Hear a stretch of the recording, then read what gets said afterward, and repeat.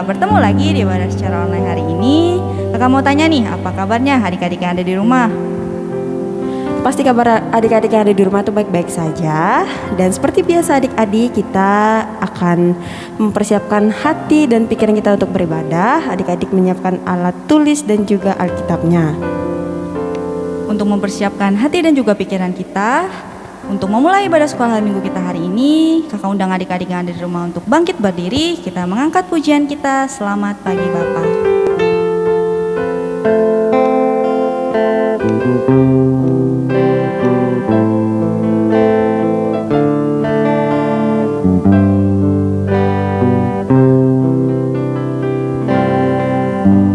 Selamat pagi Bapa, selamat pagi Yesus, selamat pagi Roh Kudus. Terima kasih atas anugerah-Mu. Semalam telah berlalu, ku memuji, ku bersyukur, memuliakan nama-Mu. Allah Bapa, Putra Roh Kudus, terima kasih. Untuk memulai ibadah virtual kita, mari kita berdoa. Tundukkan kepala dan tutup mata. Tuhan Yesus, terima kasih kami pada hari ini dapat berkumpul lagi untuk mengikuti ibadah sekolah minggu kami secara virtual. Kiranya Tuhan berkati ibadah kami dari awal, pertengahan hingga berakhirnya nanti. Kami serahkan semuanya hanya di dalam tangan pengasihan-Mu saja Tuhan, sehingga Engkau menuntun membimbing kami, sehingga kami dapat ikut serta memuji dan memuliakan-Mu pada minggu ini. Terima kasih Tuhan, kami serahkan hanya di dalam tangan-Mu, di dalam nama anak-Mu, Yesus Kristus Juru Selamat kami berdoa, haleluya, amin. Adik-adik, sebelum kita mendengarkan cerita Alkitab, kita angkat pujian kita yang berjudul Kasih Yesus.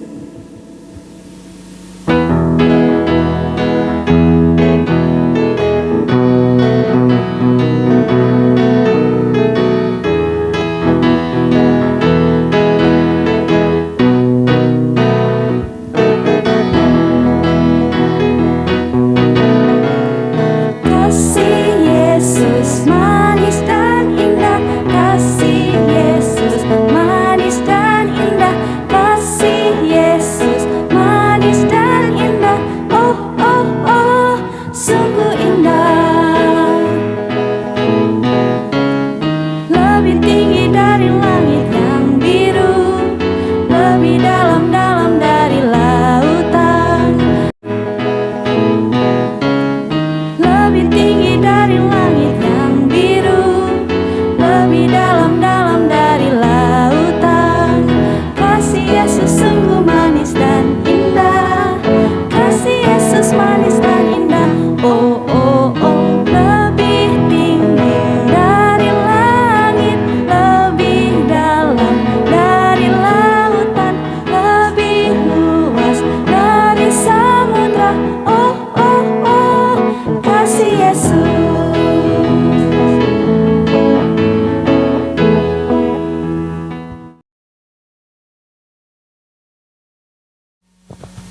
Anak-anak sekolah minggu Jemaat GKI Batang Pembelum yang bersekolah minggu di rumahnya masing-masing, mari kita mulai mendengarkan firman Tuhan, cerita tentang firman Tuhan. Sebelumnya kita berdoa. Allah Bapa kami yang di surga, kirimkan Roh Kudus ke dalam hati kami, ke telinga kami, ke perhatian kami, supaya kami bisa membaca dan merenungkan firman Tuhan atau menceritakan bagaimana firman Tuhan atau perintah Tuhan bisa kami taati, patuhi dalam kehidupan kami. Di dalam kuat kuasa Roh Kudus kami mohon pertolongan. Amin. Anak-anak di rumah yang dikasihi oleh Tuhan Yesus Kristus, kita sudah berapa kali sudah memasuki perintah yang ke-6 ya. Minggu-minggu yang lalu kita telah belajar tentang perintah Tuhan. Perintah Tuhan adik-adik tahu lah jumlahnya. Kalau yang sudah tahu, sudah tentu bisa jawab ya. Tapi bagi yang belum tahu, jumlah perintah Tuhan itu ada 10 ya. Nah, kita sudah dengarkan perintah pertama, jangan ada Allah lain. Itu singkatnya ya, tapi panjang kalau di tagnya ya. Yang kedua, jangan menyembah patung. Coba yang ketiga, ingat enggak? Ya, jangan menyebut nama Tuhan sembarangan ya. Kita enggak boleh menyebut nama Tuhan sembarangan. Jangankan nama Tuhan ya, nama papa mama kita nggak boleh sembarangan menyebutnya, mengucapkannya ya. Yang keempat, ingat dan kuduskan hari apa yo? Kita anak-anak walaupun zaman Covid kita tetap bisa ingat dan kuduskan hari Minggu atau hari Sabat ya. Nah, yang kelima kemarin baru saja, siapa yang ingat perintah yang kelima? Kita semua punya orang tua, jadi kita wajib menghormati ayah dan ibu kita supaya kita panjang umur kita. Nah, hari ini kita perintah yang ke-6 ya. Apa perintah yang ke-6? Siapa yang tahu? Jangan membunuh sesama ya. Kalau binatang boleh, tapi bunuhnya juga nggak boleh menyiksa ya. Kalau bunuh ya cepat-cepat, jangan disiksa. Nah, apalagi manusia nggak boleh ya. Nah, anak sekalian yang dikasih oleh Tuhan kita Yesus Kristus, mungkin pada perintah yang sebelumnya jangan ada Allah lain, Bapak pernah cerita ya, cerita tentang Daud yang membunuh siapa yo? Ingat nggak? Orang yang tingginya 6 hasta itu, dia punya kekuatan yang luar biasa, bernama Goliat ya. Jadi kenapa Daud membunuhnya? Dibunuh kemarin pakai apa? Ingat nggak? Pakai ketapel ya, atau bahasa Dayak tuh katek gitu ya. Nah, kalian sekarang nggak ada kalian anak-anak sekarang mainan begitu ya. Mainan kalian ada di game semua ya. Kalau kami dulu kalau ada burung pipit kami pakai ketapel ya. Tapi Daud melawan Filistin, tentara Filistin yang gagahnya luar biasa ya, hanya dengan ketapel ya. Nah, berarti Pak Pendeta kalau gitu boleh ya membunuh, boleh, tapi atas dasar peperangan ya. Jadi Daud membunuh itu waktu perang, bukan sengaja atau dibuat-buat atau pribadi. Oleh karena kecewa atau emosi dengan orang ya. Kita kan kalau ada peperangan itu atas nama negara ya, bukan atas nama seseorang. Jadi boleh kayak Daud seperti itu ya. Nah, buktinya juga Daud ya. Daud walaupun karena dia berhasil membunuh Goliat, tentara Filistin yang mau menyerang membinasakan orang Israel, hanya dihadapi oleh Daud saja kalah. Akhirnya Saul cemburu ya, iri, marah, dengki dengan Daud. Dan Saul beberapa kali ingin membunuh ya, padahal dia raja waktu itu, tapi hatinya jahat karena iri, karena dengki, karena marah. Itu iblis akan membuat orang menjadi jahat ya, sampai berpikir mau membunuh. Nah, jadi jangan berpikir iri dengki ya. Nah, akhirnya Saul ingin beberapa kali membunuh Daud ya, beberapa kali pernah ditombak, tapi Tuhan selalu melindungi Daud. Tapi Daud bagaimana? Daud ada cerita waktu mereka Saul dan tentaranya mengejar Daud, mau bagaimana caranya dibunuh. Mereka lari ke sebuah bukit, tempat mereka bersembunyi, Habiskal kalau tidak salah rasa namanya ya. Sebuah bukit itu tempat mereka arahnya mencari Daud ke arah sana. Nah, tetapi tidak ketemu gitu ya, susah dan kecapean, mereka kecapean, Saul dan tentaranya ini, dan mereka tertidur di dalam sebuah bukit itu. Dan sebaliknya Daud, ketika Saul tidur, dia mengambil tombak, dia ambilin botol air minumannya Raja Saul. Sebenarnya ada tentara temannya Daud mau membunuh. Ini Daud, kita bunuh aja, kita balas. Kemarin dia berapa kali menombak kita, untung salah, untung kita enggak mati. Nah, oleh sebab itu kita balas saja. Tapi Daud katakan jangan. Kita tidak boleh membalas kejahatan dengan kejahatan, apalagi dengan membunuh. Baik, kita hanya kita buktikan kalau kita bisa membunuh, memang bisa, tapi tidak boleh. Apalagi orang yang diurapi oleh Tuhan. Saul itu orang yang sudah diangkat, dilantik jadi raja oleh Tuhan ya. Nah, itu buktinya bahwa kita tidak boleh membunuh ya. Jadi bagaimana Pak Pendeta kalau kita misalnya, bisa saja pertanyaan orang ya, kalau ada maling ke rumah kita atau perampok.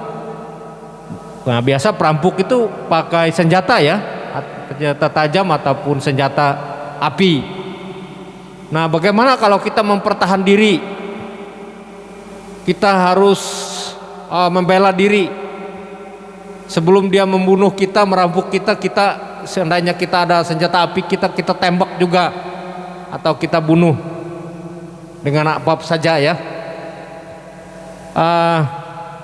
Peristiwa yang demikian tetap kita berarti main hakim sendiri namanya ya.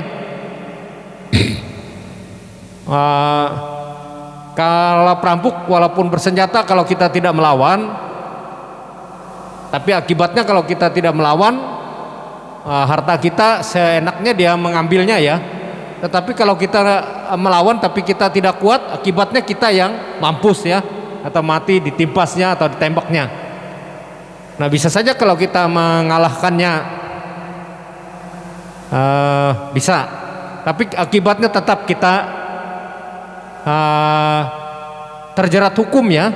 Tapi pengadilan ada keringanan biasanya ya, nggak bisa, tetap saja kita namanya menghilangkan nyawa orang, walaupun dengan tidak sengaja.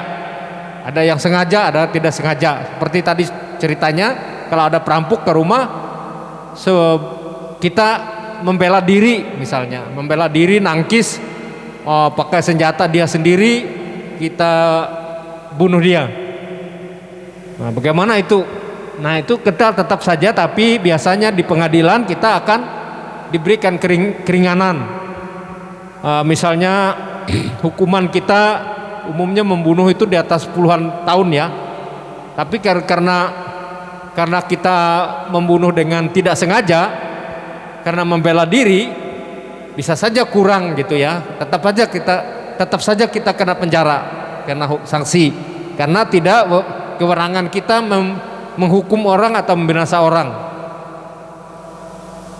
Kalau aparat, kalau polisi kebetulan orang mencuri dan melarikan diri, biasanya ditembak. Nah, biasanya ditembak kakinya. Tapi bisa saja salah sasaran, tertembaklah badannya dan langsung mati. Tapi polisi kalau dengan peristiwa demikian, mereka atas nama negara, atas nama lembaga ya, menegakkan hukum. Jadi mereka tidak kena sanksi. Tapi kalau sengaja, polisi sengaja, orang tidak salah kok ditembak, nah itu kena dia ya, nggak boleh. Nah, jadi perintah Tuhan supaya kita jangan membunuh, apalagi membunuh manusia ya. Membunuh binatang pun walaupun memang bagian kodrat mereka, kita bunuh ayam, bunuh babi, bunuh sapi atau ikan ya, mereka memang layak kita bunuh, tapi jangan disiksa. Kalau kita mau bunuh ya bunuhlah dengan cepat, jangan dia sakitan ya. Kalau kita sembelih yang cepat dengan pisau yang tajam, jadi dia nggak sempat sakit terlalu lama ya. Kita lihat harimau ya, sering lihat harimau menerkam mangsanya. Dia nggak mau gigit yang lama, tapi dia cekik di leher, rata-rata di leher ya, supaya hewan korbannya kambing, sapi atau kijang atau babi cepat mati, dia cekik di lehernya ya, supaya jangan mereka kesakitan. Nah itu artinya perintah Tuhan untuk kita ya, kita sebagai orang percaya nggak boleh lah kalau kita sakit hati, marah, kecewa dengan orang nyakitin kita, membuli kita, jangan berpikir untuk membalas dengan kejahatan, tapi balaskan dengan kebaikan, dengan kasih ya. Dan kita ingat ada perintah Tuhan, boleh membalas, tapi perintah kita suruh Tuhan, hak Tuhan. Dalam kitab Roma mengatakan, serahkan kepadaku. Tugas saya membalas kejahatan, tugas Tuhan, bukan tugas kita ya. Bahkan tugas pemerintah. Nah, jadi anak-anak sekalian, kita orang Kristen tidak boleh membunuh, apalagi membom orang ya. Ada orang yang malah membom orang, kita enggak. Malah kita mendoakan, mengampuni orang. Tidak ada hak kita, yang berhak membunuh itu hanya Tuhan ya, atau mengambil nyawa kita. Bukan tugas kita manusia. Tadi saya katakan jangankan dengan sesama manusia, dengan hewan pun kita harus dengan doa ya, kita perlakukan dengan baik. Ingat, minggu ini kita telah memasuki perintah yang ke-6. Jadi minggu depan akan ditanya lagi ya. Kita akan memasuki pengajaran tentang perintah Tuhan yang ke-7. Kita ingat, coba dicari sendiri. Kalau mau baca Alkitabnya ya, ayatnya Keluaran pasal 20 ayat 13 hari ini ya. Jadi minggu depan ayat yang ke-14. Ingat, boleh baca Alkitabnya, Keluaran pasal 20 ayat 13 untuk hari ini. Jangan membunuh. Jadi pendek saja kata-katanya ya. Ya, mari kita berdoa. Bapa di surga, terima kasih kami telah dengarkan perintah Tuhan yang ke-6. Jangan membunuh. Hendaklah kami juga selalu mematuhi perintah Tuhan. Dan kami jangan sampai terhasut oleh kuasa iblis, karena tugas yang membunuh adalah iblis juga sering mengajar kami untuk berbuat jahat. Kami mohon Tuhan, jauhkan kami dari pikiran-pikiran yang jahat. Serahkan kepada Tuhan, karena hak Tuhan yang membalas. Kami mohon Tuhan menjaga dan melindungi kami, anak-anak di rumah, supaya kami pintar di rumah, pintar menggunakan HP kami sebaiknya untuk belajar, karena tugas-tugas kami semasa virus COVID ini ada di HP, dikirimkan oleh guru kami, oleh sekolah kami, supaya kami bisa mengerjakan tugas kami dengan baik, mengerjakan soal-soal PR kami dengan baik. Dan kami juga mohon ajar kami bisa belajar dengan kakak kami, dengan papa mama kami. Dan kami mohon Tuhan memberkati papa mama dan kakak-kakak kami, agar mereka bersedia mengajar kami, anak-anak. Bapak kami mohon Tuhan memberkati supaya kami bebas dari virus COVID-19, dan bagi kami yang terjangkit diberikan kekuatan dan kesembuhan dari Tuhan. Bapa kami yang di surga, kami mohon Tuhan memberkati orang tua kami masing-masing, supaya orang tua kami bisa kerja dan mendapatkan penghasilan, sehingga hasil itu bisa kami pakai, gunakan, nikmati, sehingga kami senantiasa berkecukupan dalam kehidupan rumah kami, di rumah kami, baik keperluan makanan, bahkan keperluan untuk biaya sekolah dan masa depan kami, anak-anaknya. Kami mohon Tuhan menyertai guru sekolah minggu kami, supaya guru sekolah minggu kami sehat selalu. Kami mohon Tuhan memberkati alat kami, alat multimedia kami, supaya bagus di TV kami atau di HP kami, sehingga kami tidak lupa pada hari Minggu, setiap hari Minggu ada sekolah minggu. Tidak ada halangan bagi kami untuk tidak ingat dan kuduskan hari Sabat sesuai perintah Tuhan yang keempat. Ya Bapa kami yang di surga, kami mohon Tuhan menyertai semua bangsa dan negara, supaya mereka semua menjalankan tugasnya dengan kekuatan dan kekuasaan yang datang dari Tuhan, sehingga mereka melaksanakan pembangunan dengan adil dan merata. Kami serahkan kehidupan kami hanya ke dalam tangan Tuhan kami Yesus Kristus yang mengajar kami berdoa. Bapa kami yang di surga, dikuduskanlah namamu, datanglah kerajaanmu, jadilah kehendak-mu di bumi seperti di surga. Berikanlah kami pada hari ini makanan kami yang secukupnya, dan ampunilah kesalahan kami, seperti kami juga mengampuni orang yang bersalah kepada kami. Dan janganlah membawa kami ke dalam pencobaan, lepaskanlah kami daripada yang jahat, karena Engkau yang mempunyai kerajaan dan kuasa dan kemuliaan sampai selama-lamanya. Amin. Adik-adik, tiba saatnya kita akan mengumpulkan persembahan kita. Adapun nas pengantarnya, adik-adik kita patut mengucap syukur karena kebaikan Tuhan dalam kehidupan kita saat ini. Kita akan bersama-sama menyerahkan persembahan syukur kita sebagai bentuk ucapan terima kasih kita kepada Tuhan. Mari kita memberikan persembahan dengan penuh sukacita dengan mengangkat pujian kita, Aku bawa dan berikan.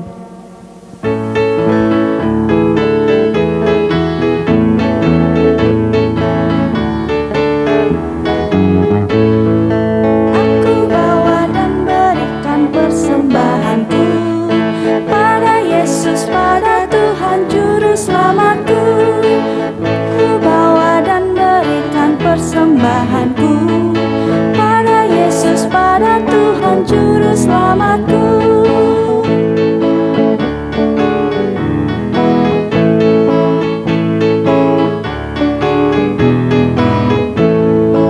Aku bawa dan berikan persembahanku pada Yesus, pada Tuhan Juru Selamatku.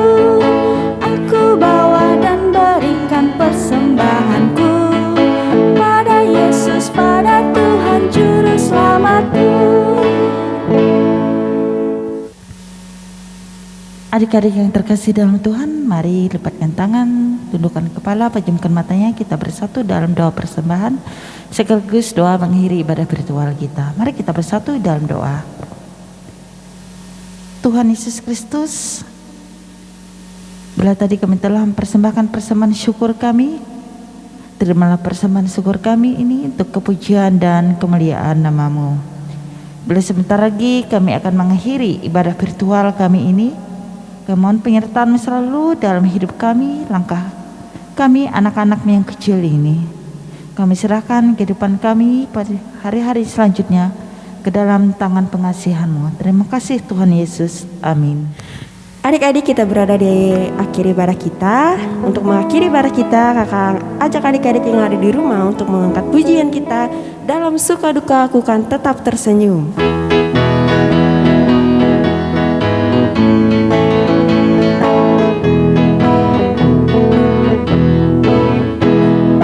Dalam suka duka aku kan tetap tersenyum, diolok dihina aku kan tetap tersenyum. Karena ku tahu Tuhanku Yesus sertaku, apapun terjadi ku kan tetap tersenyum.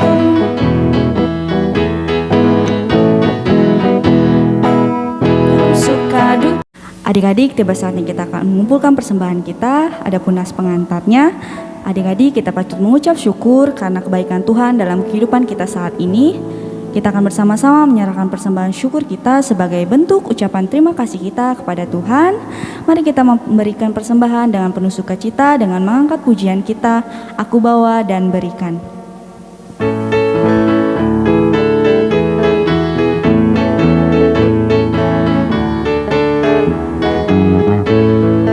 Aku bawa dan berikan persembahanku pada Yesus, pada Tuhan Juru Selamatku. Aku bawa dan berikan persembahanku pada Yesus, pada Tuhan Juru Selamatku.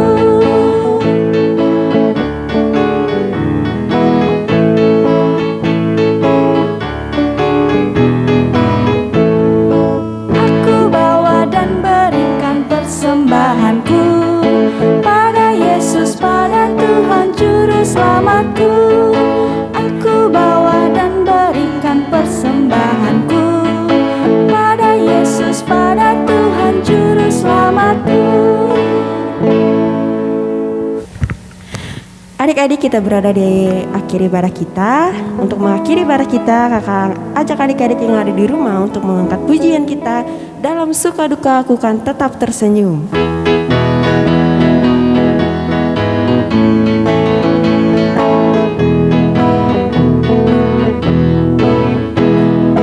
Dalam suka duka ku kan tetap tersenyum, diolok dihina ku kan tetap tersenyum, karena ku tahu Tuhanku Yesus sertaku.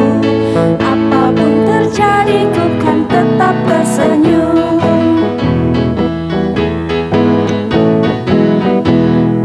Dalam suka duka ku kan tetap tersenyum, diolok dihina ku kan tetap tersenyum, karena ku tahu Tuhanku Yesus sertaku. Apapun terjadi ku kan tetap tersenyum. Adik-adik, ibadah sekolah hari Minggu kita telah selesai. Sampai jumpa di ibadah sekolah hari Minggu secara online minggu depan lagi. Tetap untuk adik-adik, tetap jaga kesehatan, rajin-rajin mencuci tangan, dan jika keluar rumah, adik-adik wajib menggunakan masker ya. Salam sehat, Tuhan Yesus memberkati. Shalom.